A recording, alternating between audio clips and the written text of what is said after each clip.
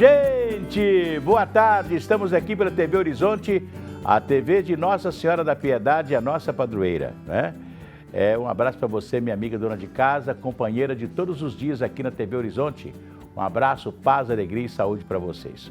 Hoje estamos recebendo aqui o professor e jornalista Vinícius Borges, doutor em comunicação e estudioso no campo da teologia e coautor do livro Influenciadores Digitais Católicos, Efeitos e Perspectivas, que apresenta uma análise do ecossistema comunicativo católico atual.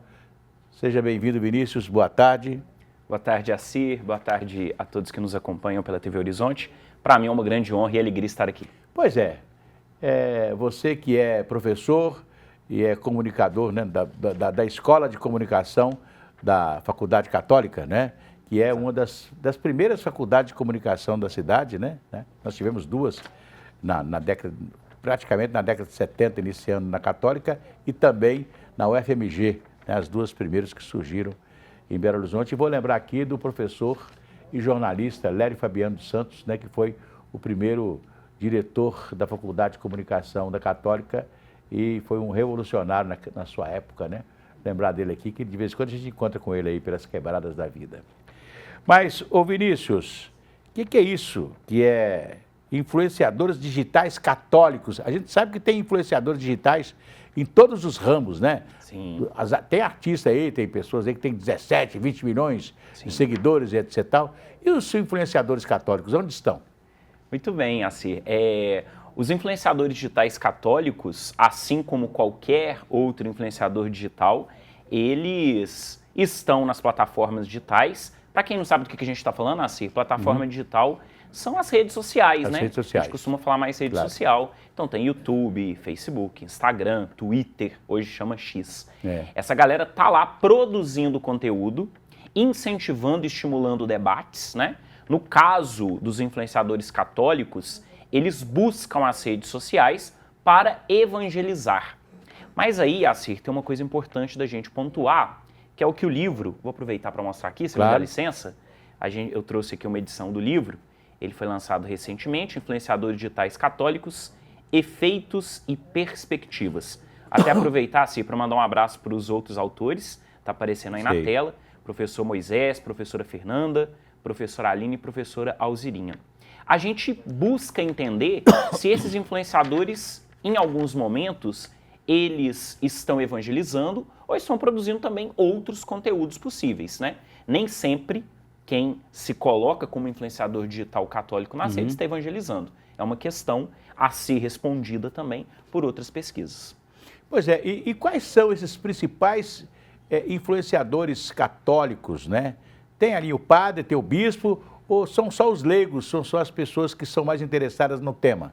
Essa pergunta é muito boa, Assir.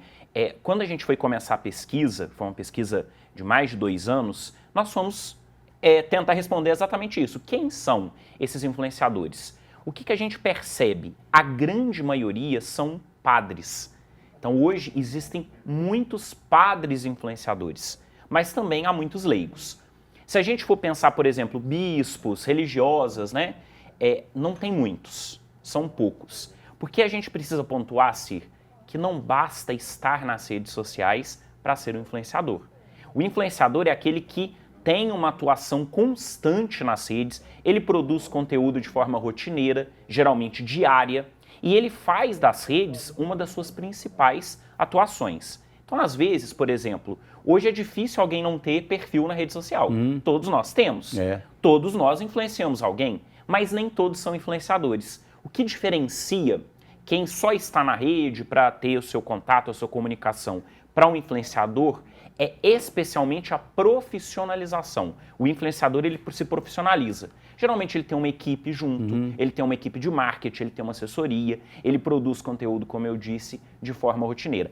A maioria são padres. Só para dar um exemplo, um dos padres mais seguidos nas redes sociais, todo mundo que está nos acompanhando deve conhecer, é o padre Fábio de Mello. Ele é um influenciador digital. Se você entrar no perfil dele, vai ter publicação quase diariamente, story, né? Para quem está nos acompanhando sabe que são aquelas postagens curtas, temporárias no Instagram. O padre Fábio de Mello hoje, a gente não diz nem que ele é um dos maiores influenciadores do Brasil, em termos de número. Não só um dos maiores influenciadores católicos, mas um dos maiores influenciadores do Brasil como um todo. Ele compete aí com influenciadores de outras áreas no número de seguidores. Pois é, eu vou me lembrar aqui de alguns influenciadores católicos quando nós não tínhamos as redes sociais. Sim. E que eles tinham que se valer de jornais, por exemplo, Alceu Moroso Lima, que foi uma figura que não era o nome dele, o Alceu era o nome fictício, mas ele escrevia nos jornais e era muito seguido porque ele tinha um viés muito católico, muito tal. Como também o Plínio, né? Aquele que fez a tradição, família e propriedade, né? Que foi muito discutido no Brasil de uns tempos, né? Porque era tradição, família e propriedade e tinha não só o Plínio, que ele era o chefe, como também tinha os seguidores que era quase que Hoje, quando a gente vê, por exemplo, eu lembro na década de 70, eu recebia na redação da TV Vila Rica, e eu já era redator da TV Vila Rica, e recebia pessoas da tradição, família e propriedade que vinham trazer matérias condenando isso, condenando aquilo e etc. Tal, né? E eles saíam pela cidade com bandeiras e etc. E tal. Quer dizer, era um tipo de influenciador católico diferente do que nós temos hoje. A mídia era outra, né? A gente chama assim. É interessante você citar o Plínio, porque essa linha mais conservadora, ela está presente nas redes. Porque muita gente pensa assim, rede social é algo moderno. Não, muitos influenciadores católicos seguem uma linha até parecida com a do Plínio, mais conservadora, o Tradição Família e Propriedade volta com outras terminologias. Eu nem sei se existe ainda Tradição Família e Propriedade ainda. Existe. Hoje o grupo mais conservador ou mesmo de direita, extrema direita, usa muito coisas parecidas, né? O Deus, Pátria e Família, esse tipo de essas bandeiras que voltam e que são muito presentes para uma ala mais conservadora do catolicismo. É interessante você falar isso porque a gente fala da influência digital católica e a gente está falando de uma gama variada. Você tem, inclusive politicamente, diferentes correntes. É verdade. Você tem uma galera mais progressista, uma galera mais conservadora, tem uma galera que não entra muito nesses assuntos, e é um dos temas tratados no livro, inclusive. O Frei Beto, que há mais ou menos um mês atrás, deu uma entrevista no jornal Folha de São Paulo, onde ele revelou que se ele tivesse a oportunidade de fazer uma Constituição, ele tirava a direita de qualquer lugar, né? Só tinha esquerda. São influenciadores, né? São pessoas que estão sempre falando, né? Não é verdade? O Frei Beto, ele não tem essa atuação de influenciador digital. Claro que ele é um nome que influencia. Mas eu estou dizendo assim, é um influenciador de todo jeito, né? Eu lembro que um dia ele deu uma entrevista dizendo o seguinte, que todo fazendeiro que resiste ao MST é bandido. Uns negócios assim, né? Bem polêmico, né? O que ele fala, né? Sim, tem quem assume um lado político vai incorrer em polêmica, vai incorrer no debate. Isso é muito comum. Tem uma coisa interessante, se você cita, né, pessoas que influenciaram o debate anteriormente, talvez os precursores do que a gente entenda como influência digital hoje são os teleevangelizadores. A televisão revolucionou muito o modo como a igreja, os atores eclesiais se comunicavam. E a gente tem grandes influenciadores, não usávamos essa terminologia, mas os grandes padres ou mesmo leigos que utilizaram da televisão e do rádio também para passar suas mensagens, né? Nos anos 90, por exemplo, a gente tem o surgimento do padre Marcelo Rossi. É verdade. O próprio padre Fábio de Mello, antes das redes sociais, ele aparece, cresce na televisão. Padre Zezinho também usou bastante a televisão. Grande figura. E continuam utilizando. Alguns fizeram essa transição para o digital, outros de uma maneira um pouco menor, e tem a galera também que escreveu e continua escrevendo. Vou lembrar aqui de um padre que era da Arquidiocese de Belo Horizonte, foi pároco de Sabará, depois foi para Ribeirão das Neves, em Justinópolis, hoje está em Goiás, que é o padre Luiz Fernando, que diariamente ele tem na rede social dele, ele tem uma conversa com o pessoal das redes sociais, né? Isso é uma atuação de influência digital, quer dizer, a produção de conteúdo constante, né? É verdade. Isso é muito importante. A gente, já que nós temos influenciadores digitais em todos os segmentos, o católico é muito... Agora, você disse aí dos padres, dos bispos, né? Tem bispo também que usam as redes aí e tal, né? O interessante da rede social é que de repente todo mundo passou a ter voz, não é verdade? Né? Ninguém hoje está sem voz. Né? É interessante isso, assim, porque tem muita gente que usa a expressão assim, vamos dar voz às pessoas. Eu não gosto dessa expressão. Eu acho que todo mundo já tem voz. Agora, talvez nós estejamos ouvindo mais vozes. Por um lado, isso é muito positivo.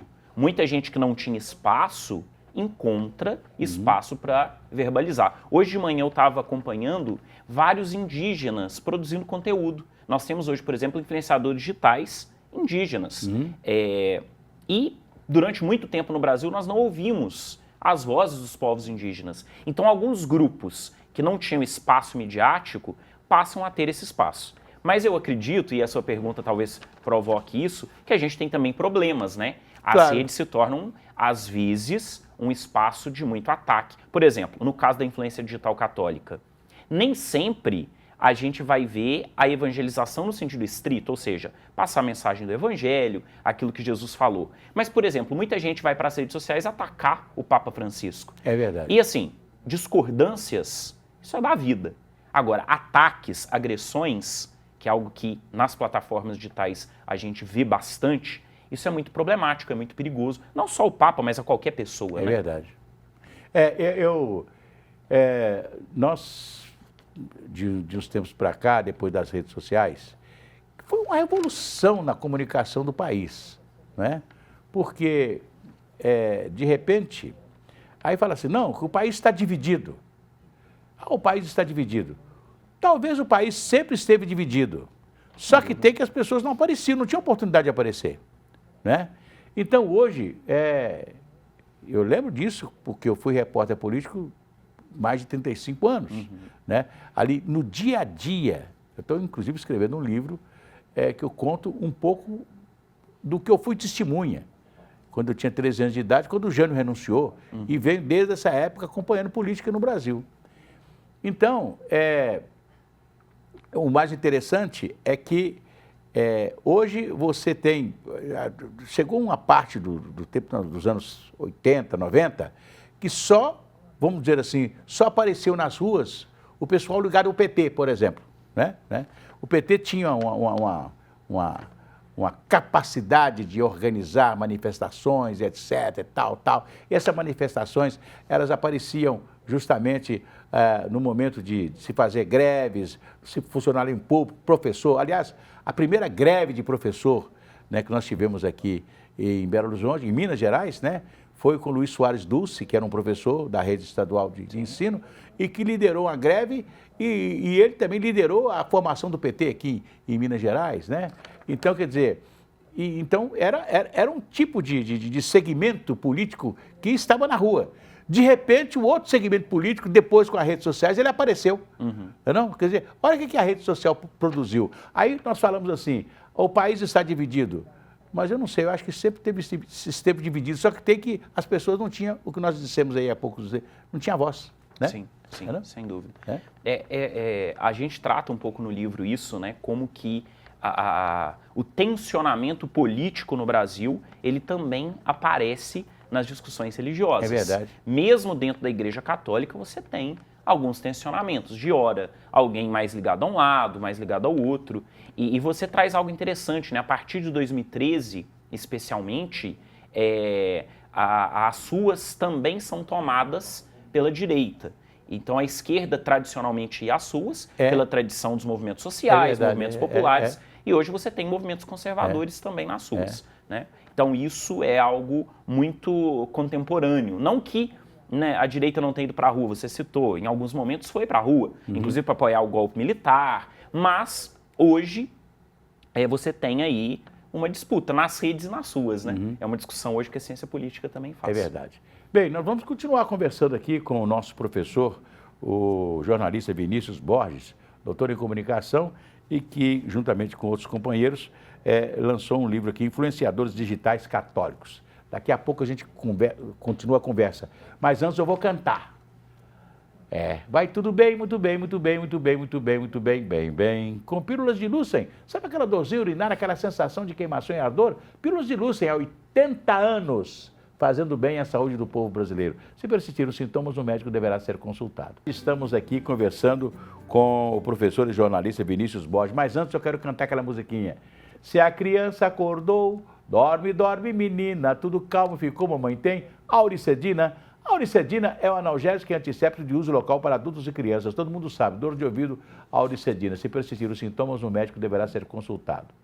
Ontem eu estava na igreja da Boa Viagem, né, lá na nossa antiga catedral, numa cerimônia presidida pelo nosso arcebispo, Dom Valmor de Oliveira de Azevedo, com a introdução, né, do nosso novo bispo auxiliar de Belo Horizonte, Dom Edmar. E aí vários padres estavam lá, né, porque Dom Edmar agora vai cuidar de grande parte da igreja de Belo Horizonte, da região metropolitana, com algumas cidades, né, parte do centro da cidade, zona leste, cidades aqui da região metropolitana. Estavam lá muitos padres também, me encontrei com um padre lá, falou, aí foi me apresentar, está aqui o Acir Antão. Ele falou, Acir, que bom, eu sou o pároco lá da igreja de São Jorge. Eu falei assim, a única igreja de São Jorge de Belo Horizonte. Eu falei assim, lá na rua Corcovado, ali no bairro Jardim América. Aí ele falou assim, mas é você mesmo que sou, então canta aí a música do Auricedina. Se você cantar do Auricedina, eu vou saber se é você ou não. Eu tive que cantar. Se a criança acordou, eu falei assim, é o Acir. É isso aí, ficou marcado, né? Mas, Vinícius, nós estamos falando dos influenciadores digitais e Plínio Correia de Oliveira é o nome do homem que comandou durante muitos anos a TFP, ele já deve ter morrido já há muito mais tempo, né? Mas não sei se o movimento ficou, quase a gente não vê mais falar no TFP, né? Que era um movimento de direita dentro da Igreja Católica, né? Sim, né? sim. E eles criticavam os próprios membros da igreja naquela época, né? Então era... né? Mas vamos falar dos influenciadores hoje. Quais são os maiores influenciadores hoje que estão realmente trazendo algum tipo de influência para o católico hoje? Sim. Então, no livro, nós analisamos 5 nomes. Nós escolhemos pelo grau de representatividade, não só pelo número de seguidores, mas pela linha que eles adotam.